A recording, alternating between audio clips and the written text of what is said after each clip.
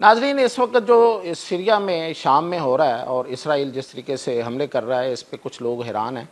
तो मैं आपको इसकी दो तीन बुनियादी वजूहात बता देता हूँ ताकि सबको पता हो, और फिर ये कि ये असल में आगे जाके प्लान क्या है। तो ये देखें, ये जो सीरिया में एक मुजाहिदीन का एक इनकलाब आया और उन्होंने बशार अल असद की हुकूमत को जाते किया, रुखसत कर दिया, और उसमें ज़ाहिर है कि अमेरिका की हमायत थी, तुर्की की हमायत थी और इसराइल की हमायत थी।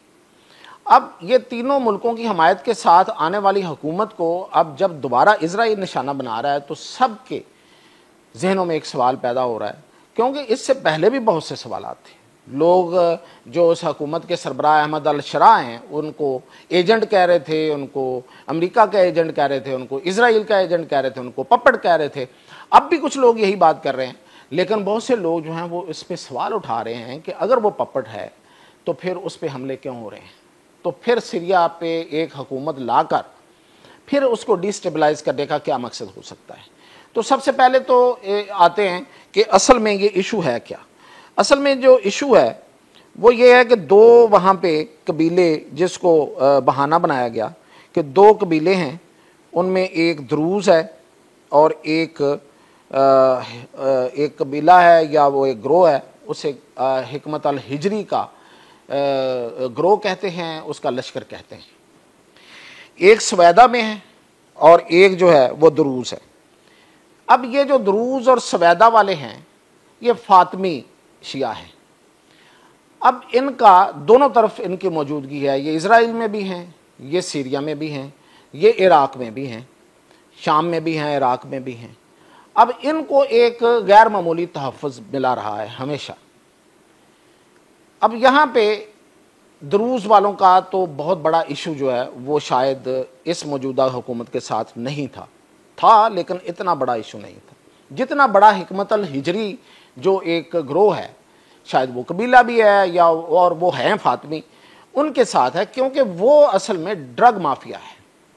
ये मनशियात का कारोबार करते हैं और उस मनशियात के कारोबार से जाहिर है कि अपनी ज़िंदगी भी गुजारते हैं और फिर अपनी दाग बैठाते हैं और हर हुकूमत को ब्लैकमेल करते हैं, वो बशार अल असद की हो या उनके वालिद की हो या अब ये वाली मौजूदा जो हुकूमत है इनको, तो ये हर एक को ब्लैकमेल करते हैं, अपनी मर्ज़ी की ये ज़िंदगी जीना चाहते हैं और अपने मर्ज़ी से ये अपने इलाके जो हैं वो कब्ज़े में लेते हैं।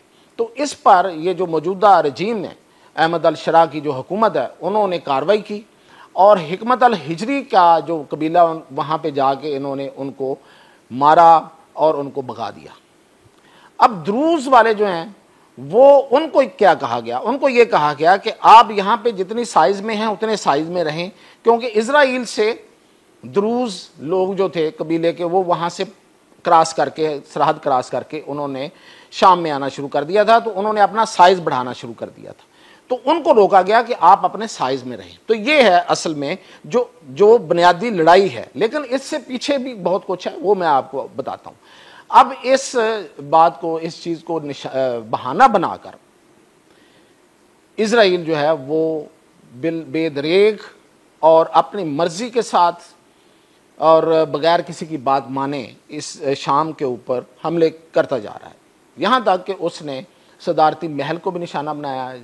जाहिर है कि वहाँ पे सदर अहमद अल शरा हैं जिनको उन्होंने सब ने खुद माना है, तो इसका मतलब उनको निशाना बनाया। ये और बात है कि तुर्की ने इस हमले से पहले उन्हें इंटेलिजेंस दे दी थी कि आप यहाँ से निकल जाएं, वो वहाँ से निकल गए, लेकिन वहाँ पे बहुत सी फोर्सेस के लोग जो हैं वो निशाना बने हैं और ये बहुत बड़ा सिंबॉलिक अटैक है कि भाई हम उड़ा देंगे हर चीज़ अगर हमारी मर्जी के मुताबिक ना कुछ चला।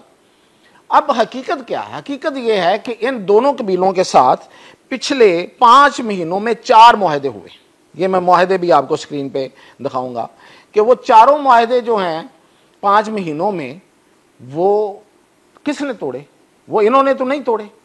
मतलब ये कि द्रूज़ इधर से इज़राइल से उधर दाखिल होने लगे तो जाहिर है फिर वो तो रोकेंगे।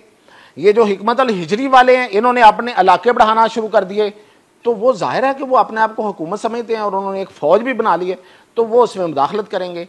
तो ये असल में हुआ है जिसकी वजह से ये लड़ाई शुरू हुई है। अब इसके पीछे असल अज़ाइम क्या है, असल अज़ाइम जो हैं वो जानने की बड़ी ज़रूरत है।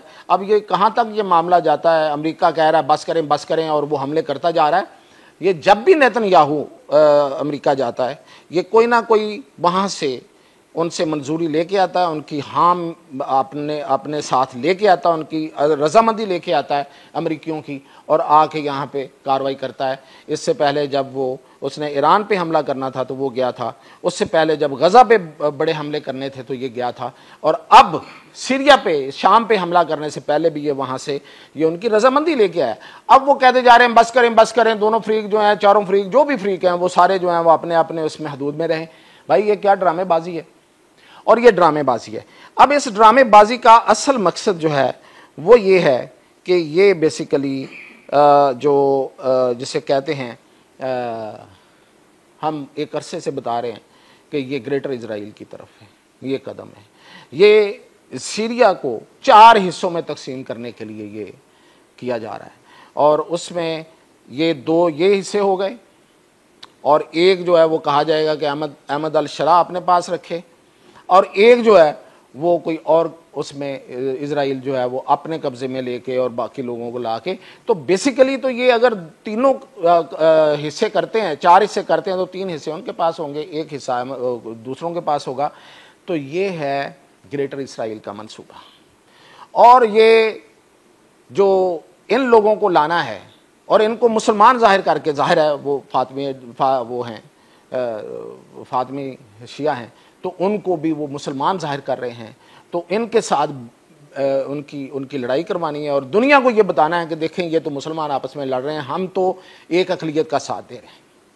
तो ये बेसिकली ड्रामेबाजी है और कुछ नहीं है, और ये ग्रेटर इसराइल की तरफ कदम है, और ये 3 हिस्से खुद ले जाएंगे, उसके बाद लेबनान, और फिर आपको पता ही है कि सनाए जो उसका सहरा है उस पर तो ऑलरेडी उसका दावा है, वो उससे लेना उसके लिए कौन सा मुश्किल है। तो ये है उस तरफ ये कदम बढ़ाता जा रहा है, और उसका पहला गैर हतमी, गैर सरकारी तो नहीं, खैर वो नतीजा भी आ गया है। वो ये है कि ये जो नेतन्याहू है, इस पे बहुत से केसेस हैं, मुकदमात हैं, करप्शन के केसेस हैं, और ये हर दफ़ा अदालतों से ये इस्तिस्ना ले लेता है। इसने पिछली दफ़ा ईरान पे जब हमला किया था तो ट्रंप से सिफारिश करवाई थी, ऑन रिकॉर्ड उसका बयान मौजूद है, तो इसको एक्सटेंशन मिल गया, इसको इस्तिस्ना मिल गया था। अब इसने सीरिया पे हमला, जब शाम पे हमला किया तो फौरी अदालतों को दरख्वास्त दे दिया कि मैं तो इस वक्त हालत जंग में हूँ, इसको फिर एक दफ़ा इस्तिस्ना मिल गया। तो ये है असल में उसकी एक ज़ाती लड़ाई और फिर सहूनियत की लड़ाई असल। तो ये चल रहा है। मज़ीद अपडेट के साथ फिर हाज़िर हूँ।